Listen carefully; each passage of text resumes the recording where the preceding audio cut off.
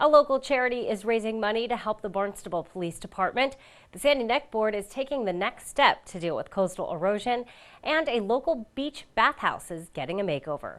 These stories and more on this episode of Barnstable Today. It's Tuesday, September 15th, 2015. I'm Sarah Mannel.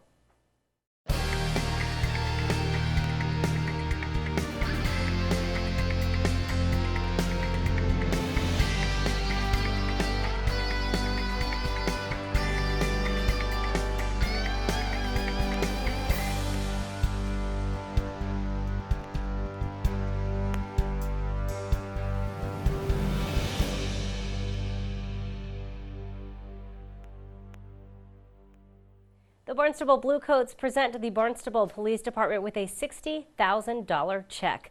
Barnstable Police Chief Paul McDonald says the organization presented the check at the organization's 11th annual dinner. There are 255 members. They had their annual dinner last Wednesday, September 9th. During the dinner, they presented us with a check of over $60,000.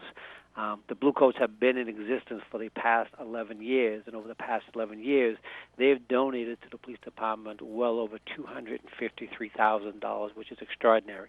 Their goal, their ambition, what they do is they will provide financial support to any police officer who has fallen or has become incapacitated in the line of duty. And then their second call is to aid and provide funding for equipment and training outside our normal operating budget.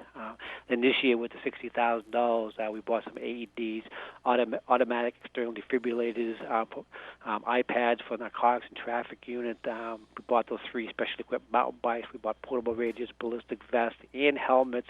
All of this was done through the generosity of the Bluecoats, and we do something every specific year.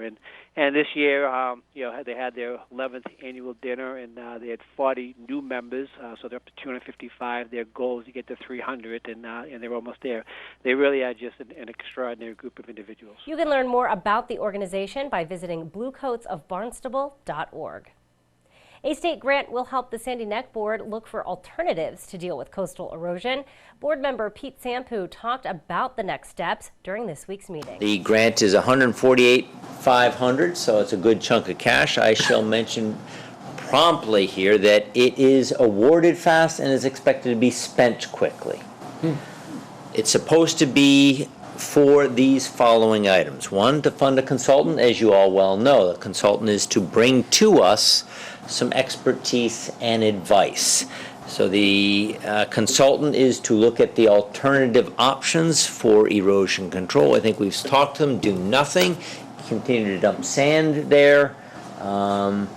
Retreat. There might be 1 or 2 other options, but the consultant is to look at all of these options. The second thing is for the consultant and then our subcommittee to request input from the public, an education and outreach. Given the options that have been discerned, to reach out and find out what's the public think about these options. So that is at that point we will be scheduling 1 or possibly 2 gatherings of the public. And then finally, once they're given the best available information, given information and desires from the public, what is feasible at the state level, it is the final chapter of this grant is to actually design and implement the option that we will be going for. Says the hope is to have a plan finalized by this time next year. The Craigville Beach Bathhouse may soon get a makeover. DPW Director Dan Santos presented plans to the Recreation Commission this week. For our bathhouses, we have put together previously some capital requests which were funded for some study work and looking at all the bathhouses and giving a report on those to the town manager, and basically that was somewhat of a pro forma to get us to the point where we also agree that the Craigville bathhouse is in dire need of upgrading, replacement, renovation, whatever it was going to be. And so in the last several months of study, we embarked on a project to look at, what was entailed in the Craigville Beach Bathhouse replacement or renovation, and how should we recommend proceeding to the town manager. And primarily, after looking at that, the issue is that location is in the FEMA flood velocity zone. And because of that, you have to build up above a certain level. And that level at that location, if we were to replace that structure, the first floor of that building would be 13 feet higher than the current first floor, which is pretty impractical given that it's a beach building and the location. So there's the enormous costs involved in constructing a new building it with the requirements that were necessary through the FEMA program, and it's really the mass building code which requires you to do that. So we have put forth a project after talking to the building commissioner and talking to recreation folks, staff, a project that we think we can renovate the existing building, completely renovate the interior of the building, some of the exterior, and work within the code requirements. One of the requirements is you can't do construction that's going to exceed 50% of the value of the building. But there's a lot of conditions on that, and there are a lot of things that you're allowed to do, particularly with respect to access, safety, that don't count in that calculation. So we've worked it out. So we've put together a project to completely renovate the building, put a new roof on the building, completely renovate the interior, which will eliminate all the problems, the structural problems, completely change the bathroom facilities, eliminate most of those changing rooms and just have a few changing rooms, but really most of it's in the plumbing and replacement of the bathroom parts of the building. We're also increasing the size of the first aid station, providing access and room for the lifeguard training, which, as you all know, goes on there, and there's a lot of lifeguards, and storage. So we're moving the shower facility to the outside on the deck with the shower trees that we've done in other locations. That seems to be a very successful way to do that. And Town Council will vote on the $450,000 request October 1st.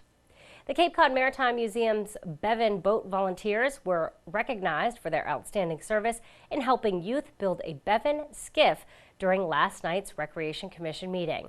Director of Leisure Services Patty Machado thanked all of the volunteers for their service. Every year, the Barnstable Recreation chooses a community service program to thank, basically, for all the service they give to the town of Barnstable.